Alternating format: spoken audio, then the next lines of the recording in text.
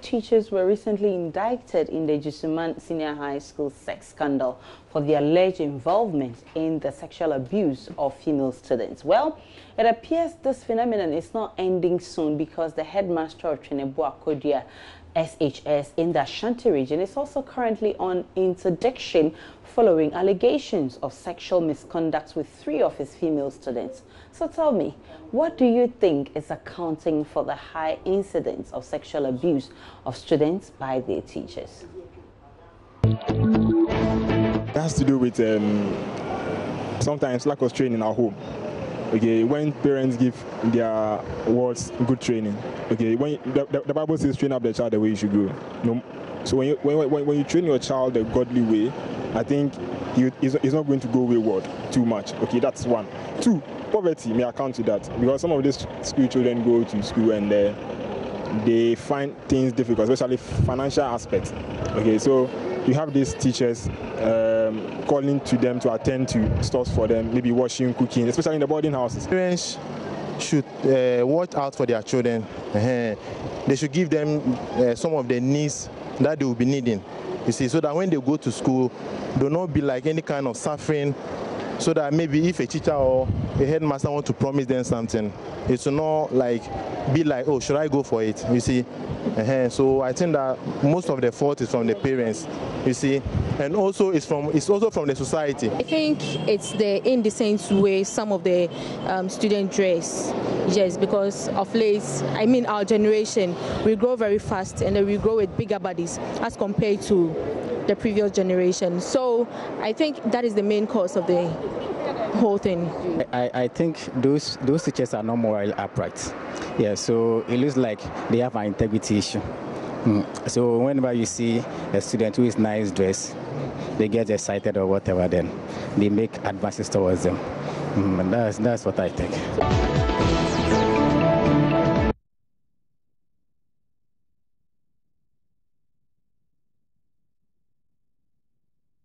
Those are some comments from the streets, but in the bid to get answers and to find out how to deal with these issues, we posted it on our Facebook and you've been sending in some comments. All right, so Douglas Daniel Mensah says, we need serious regulations to deal with this canker. We all went to secondary schools and we knew teachers and administrators who were engaging female students sexually. Some few years ago, I came across male teachers at the primary level having sexual affairs with those kids, but nobody cared. It's about time teachers are held accountable with heavy punishment. Cece Colley says, this practice has been going on for decades, especially in secondary schools, teachers training, colleges, universities. So how can it be stopped? I think the GES has lost control of its staff and can't manage majority of the heads of schools. How can teachers continue to defile children only to be transferred to another school? Circuit supervisors are even worse. I think they have relegated their roles to the background. Mostly all they do during inspections are to collect money from teachers and heads of schools and walk out. If you're due for promotion, all you need to do is load their pocket with money and oh, you are promoted. Wake up, GES. No insults, please. Thank you. Ismail Halil says you must be investigated and if found culpable should be sanctioned accordingly, and also our students need to be talked to because they dress provocatively these days and it is not helping the male teachers. While Anya Kwichia says teachers and headmasters, you're making news these days too much, so you cannot exercise a little bit self-control. Very humble profession now becoming a very disgraceful profession. Teachers are raping students and nurses are also raping female patients. Why are you a dog? Attributes to the, okay, so all right, so tributes to the late terrible Nchaka. Kwesi Boateng says don't blame the devil in him because he is asleep. Okay. And Chris Ransford Temple says lack of proper training and upbringing. Those are some very interesting comments. People seem to be very passionate about this. Indeed, it is. And we're looking forward to the day it will end. And also some 99 million Ghana cedis out of 400 million Ghana cedis realized from the plastic waste levy as at September 2016 cannot be traced. That's according to the Sanitation Minister Kofi Adda, who is suggesting that the money disappeared during the SWAL NDC administration. All of these come at a time when President Akufo-Addo has vowed to make Ghana one of the cleanest cities in Africa. With all the back and forth we've seen at the Sanitation Ministry, do you think the president's dream will ever be realized? Commitment, if you are committed and, mobilize resources, do you get it? You'll be able to make Accra the cleanest city in West Africa or Africa in a whole. The point, because it's time. Time is money. It will take another huge amount to come out. So if last administration spent like 99 million and they couldn't even account for, what amount do you think this administration will use? It will be more. Okay, so it is going to be very, very difficult. This whole thing does not even depend on this amount you are mentioning. It's about education. Well, I think he has good vision for the country, and looking at his campaign promises, I think if he's to accomplish this task of making Accra the cleanest city, it's going to be nice. But our attitude as citizens, you can see there's litter all around. Okay, so our attitude first. When we change our attitude, when we don't choke the gutters, they put bins here everywhere, all over the country, for us to put rubbish in them. But you see people putting feces inside. How many homes in Accra here have good sanitation? That's maybe bathhouse or public place of convenience. And he asked a very, very relevant question. Let's check out what you've been posting on Facebook. Nana Kwesi says, NPP and lies, Ghanaians are wide awake. You guys are failing, Poto. The filth alone at Kaneshie Market is a disgrace. African Whaler says, no, not because I am a pessimist, but rather the populace are not helping the country in that regard. Abdullah Imuru says, I think it can only be realized if offenders are punished without discrimination, and also if we provide all the things that Zoomlion will need to do their work. Rema Justice says, there is no harm in trying. Wahab Abu says, it's one of the slogans the UN expert was talking about. You always build castles in the air. Kinzak Evidence says, we can achieve it if we're ready to do it, and this is not only for the government. And Brad Daniel says, why not? He's with a vision, so he can achieve it. Ismail Halil says, it will only be achievable if we as citizens change our attitude. Rust Rush comes to write, please don't invade your incompetency on the former president. He has done his bit, do yours. And Benjamin Kojo says, that's the easiest thing to do if they are serious. Nuruddin Abdullah comes in to say, yes, it can be done under proper supervision. Ni the Z2 says, Mahama and his ministers. Oh no, that's a bit too harsh. Suleiman Ayaya says, why not? Let's give our support to the president as citizens. And Brand Noble comes to say, this dream can never be achieved unless the people of Accra change their attitude.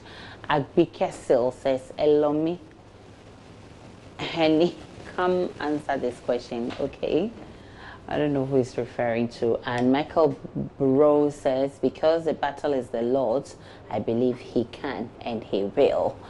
Very interesting comments there. So whilst we try to keep our home, sanitized and keep the country clean, a Colombian University dermatologist, Dr. Ellen Larson, has revealed that bathing every single day could increase people's risk of infections. Oh, like seriously.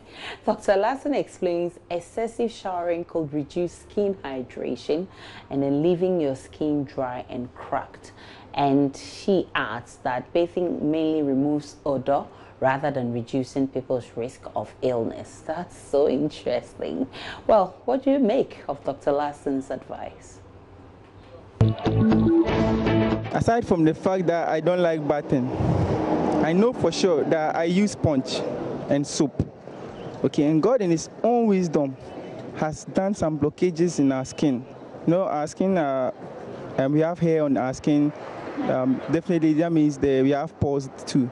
So with a sponge, which is hard, and with a soap, you are going to take away some cells off. You are ripping them off, which will leave the other layer exposed, and definitely you'll be prone to these diseases that you are talking about. I disagree with that 100%. Being a father, if you come to Africa here, our weather condition is very hot.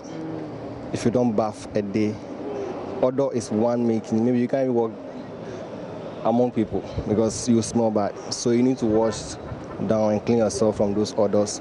Secondly, it prevents you from falling sick regularly because as you bath, the pores in your skin becomes clear for maybe normal body activities, so like exchange of how do I even put this? Normal respiration distance and things like that. Say it depends on the kind of soap that you use, the kind of water that you also use. Because there are some kind of soaps there that don't help the body because there are some kind of oily stuff in the soap. Bathing every day won't cause you harm if you're actually using the right things to bath.